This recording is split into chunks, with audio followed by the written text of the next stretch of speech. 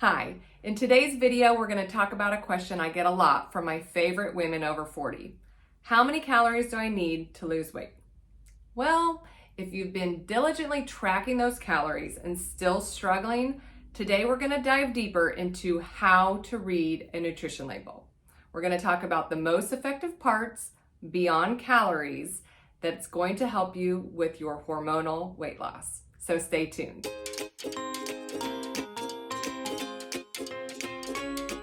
If you're new here, I'm Natalie Up, owner of fireduppfitness and the creator of the Mom Bod Tune-Up. On this channel, I help midlife women improve their transition through menopause with tips on natural hormone support and weight loss to help them look, feel, and live better. If this sounds like you, be sure to subscribe and share this video with your friends.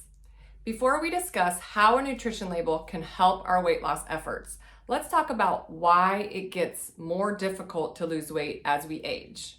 Did you know that women spend nearly 50% of their life in some stage of menopause? Whether that be perimenopause, which starts around the age of 35, whether that be at menopause where you've already gone 12 consecutive months without a period, or postmenopause, which is well into our older years.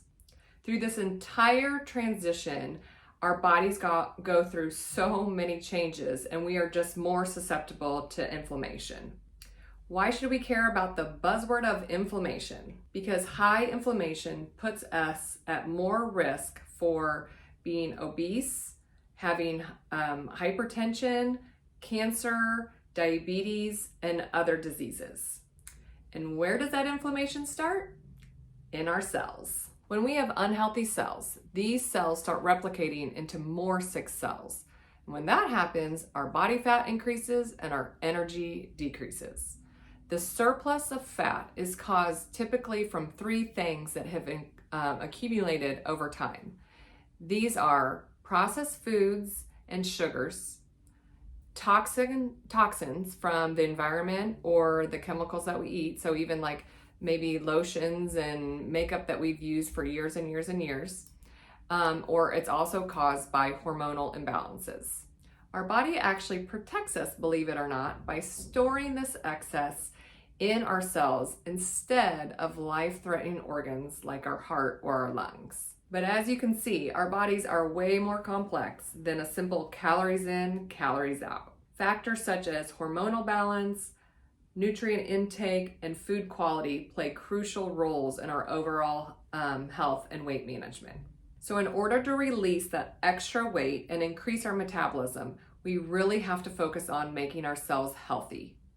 In order to get our cells healthy, you have to be educated on what we're putting into our bodies and really know what to look for. So let's do that today.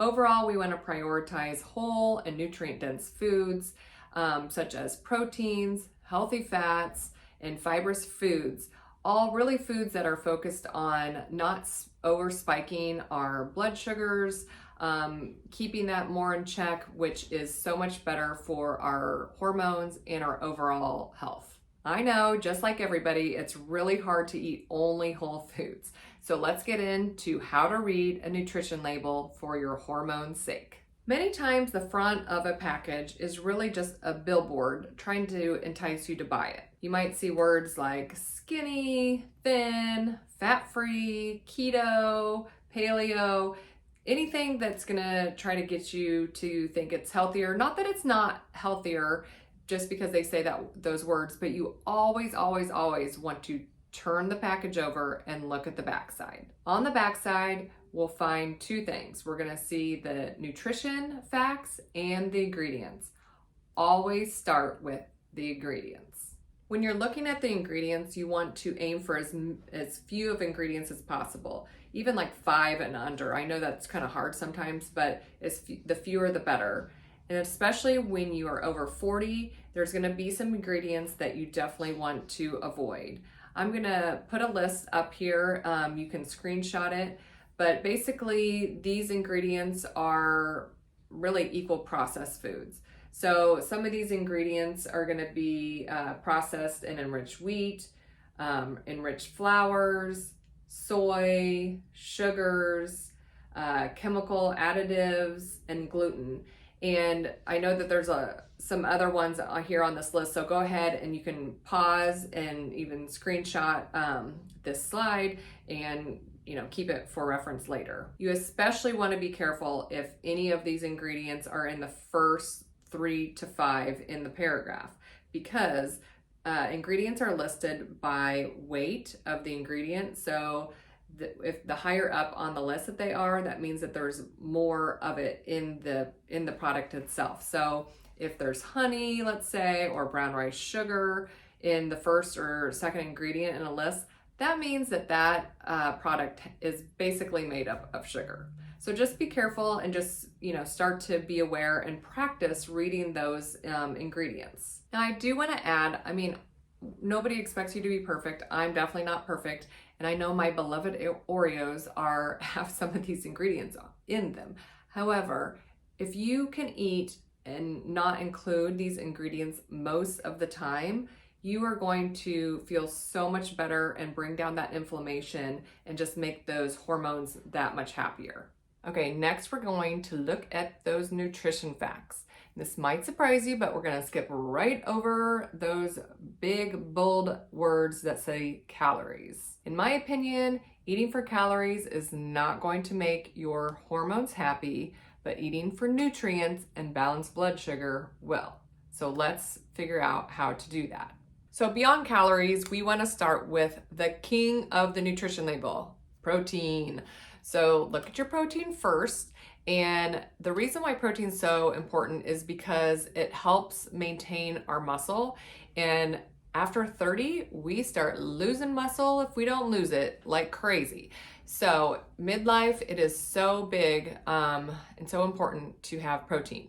It also helps keep you full longer through between meals, and it helps decrease cravings. So protein is awesome. How much protein do you need? About 30 to 35 grams in each meal, or a total through the day of around 100 grams.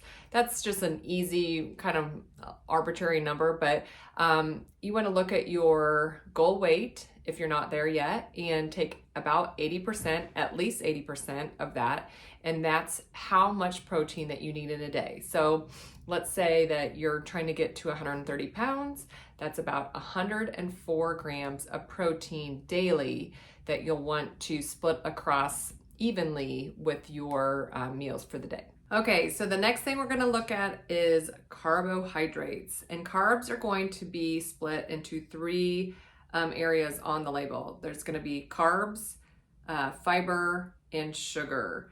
The very most important thing out of these 3 is fiber. So after protein, fiber is next. Fiber is going to help keep us full. It's going to help keep our blood sugar more stable. It's going to help us have a happier microbiome in our gut, which is good for everything like the digestion. And it's also good for keeping us regular on the toilet. You're going to aim for 8 to 10 grams of fiber per meal and at least 25 grams per day. And one thing to note on fiber is you want to look at your total carbs, and you can subtract the fiber from your total carbs and get your net carbs. Net carbs is what your body is going to use for fuel and energy and digest. Everything else is going to just pass through your body. So for instance, on my little flackers here, you've got 10 grams of total carbs. It has 9 grams of fiber, so only 1 net carb. So you're only having 1 carb that's being digested and affected by your blood sugar. So you want to look for foods with more fiber. So lots of protein and lots of fiber. So last on the list is sugar, and as you may have guessed, this is what you want the least out of. Sugar, as we talked about before, can cause hormonal imbalance and lead to weight gain. So American Heart Association has a recommendation out, which is no more than 25 grams of added sugars a day. I actually take that a step further with my clients, and we aim for 25 grams of total sugars a day. So that includes fruit sugars and any kind of sugar, because sugar is sugar in our body and it behaves the same. When you have an excess of sugar of any kind, it spikes your blood sugar. If your blood sugar stays too high, insulin stays up too high, and then that causes the fat storage. It's like this vicious cycle. So, moral of the story is that you just want to watch your sugars.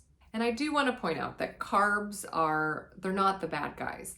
Carbs, yes, are bread and cookies and cakes and stuff, but they also are veggies and fruit. So really, if we can just focus on having more fibrous vegetables and high fiber fruits like berries, and have more of those and not so much of the processed flours and breads and cakes and baked goods and stuff, you are going to be so much better off, because your hormones are going to start to be in a better balance, because you'll be able to actually burn fat and not hold on to all that excess glucose. So let's recap. We've got 100 grams of protein, and remember, these are all just kind of like average numbers, but just easy numbers to remember. So about an average of 100 grams of protein.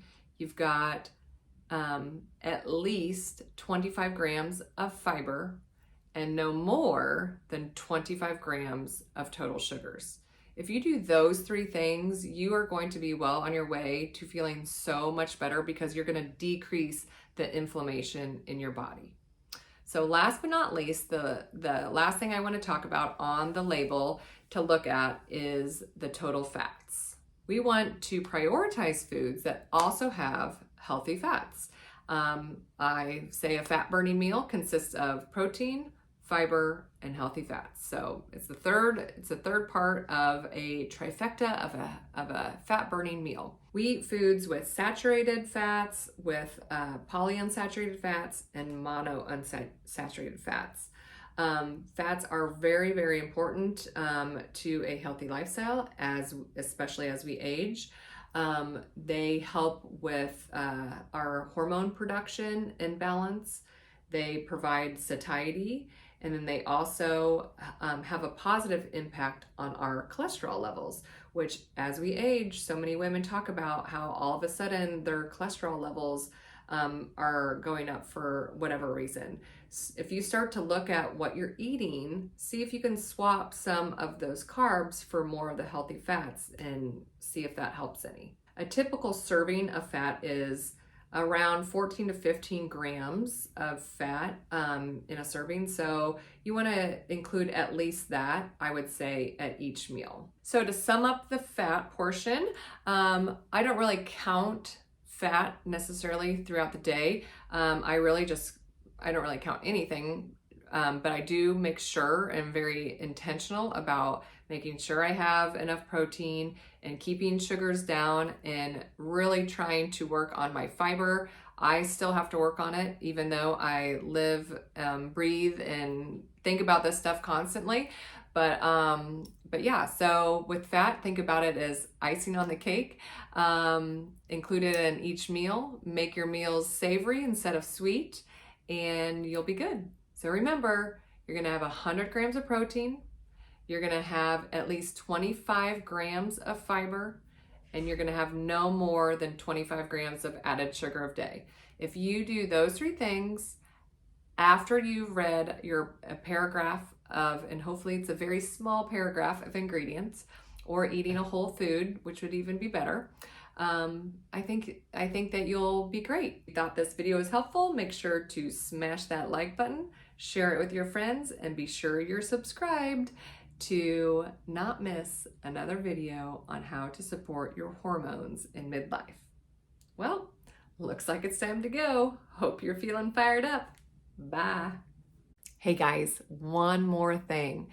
If you liked how I broke down the habit of reading a nutrition label, check out my online program below. It's called Mom Bod Tune-Up, and it's an online program that I run through my app.